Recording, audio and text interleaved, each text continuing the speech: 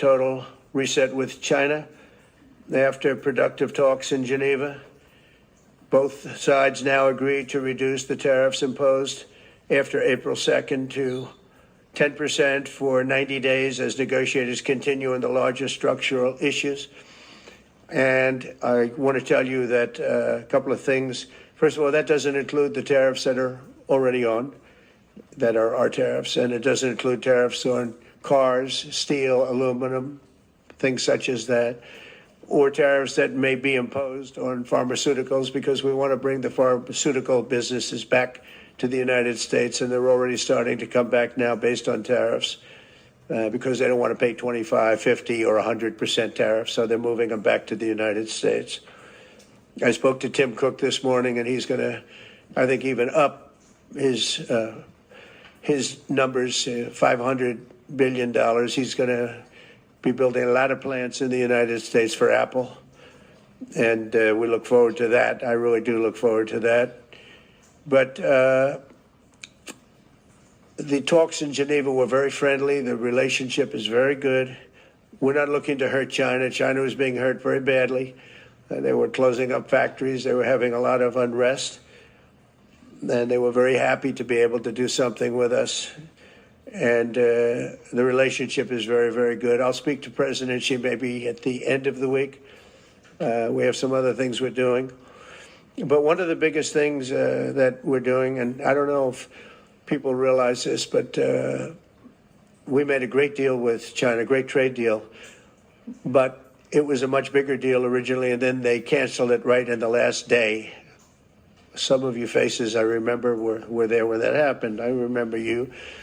And we had a deal where they opened up their country to trade with the United States.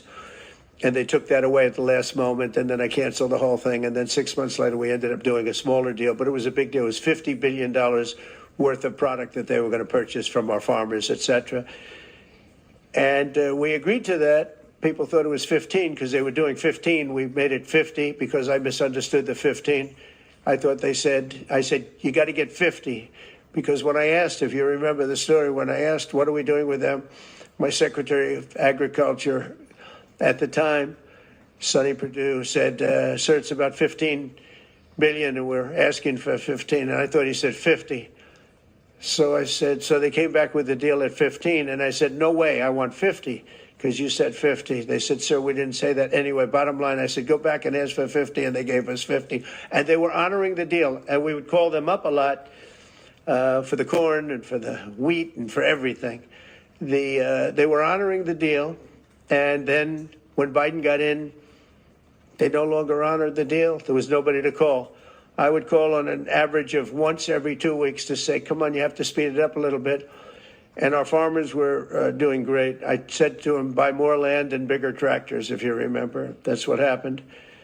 But the deal was a very good deal. But the best part of the deal was that we opened up China. China agreed to open itself up to American business to go in. And it would have been a great thing, I think, for China. And they would be able to see things that they haven't seen. They would be able to buy products that they have never been able to buy. Would have been great for American business. I think it would have brought unity between China, better unity between China and the United States. And the bottom line is that they canceled it the last day. We were all set to sign it. And I went a little bit angry. I got a little angry. I said, they canceled the deal. The deal was done. It was all ready to be signed. And people went over, they came back to me, sir, they don't want to sign the opening up China. Well, the biggest thing that we're discussing is the opening up China, and they've agreed to do that. But it's going to take a while to paper it. You know, that's not the easiest thing to paper. But that's the single, I think, to me, some people would disagree. Some people would say we're getting a lot of money with tariffs or whatever. But, you know, especially when you add what we already have. Because remember, we're already getting the 50% on steel and different things. That's not included in these numbers. So you can add that. But the biggest thing to me is the opening up. I think it would be fantastic for our businesses if we could go in and compete with China. It would be a lot of jobs for China. It would be, I think, at a time when they can frankly use the jobs. And that's what we're talking about. So that's a very very important element to add. So when Scott, I watched him speak the other day, and I think he didn't want to say it, but I said, it's okay to say it. Look, if we don't get it, we don't get it. But if we don't get it, it won't be a positive thing. But if we do get it, I think it's maybe the most important thing to happen. Because if you think about it, we opened up our country to China. They have very few restrictions. And they didn't open their country to us. Never made sense to me. It's not fair. And they've agreed to open China, fully open China. And I think it's going to be fantastic for China. I think it's going to be fantastic for us. And I think it's going to be great for unification and peace. China will also suspend and remove all of its non-monetary barriers. They've agreed to do that.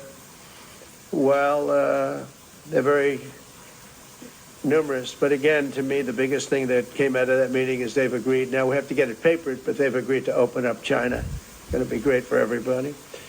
And third, I'm very happy to announce that Idan Alexander, an American citizen who until recently most thought was no longer living,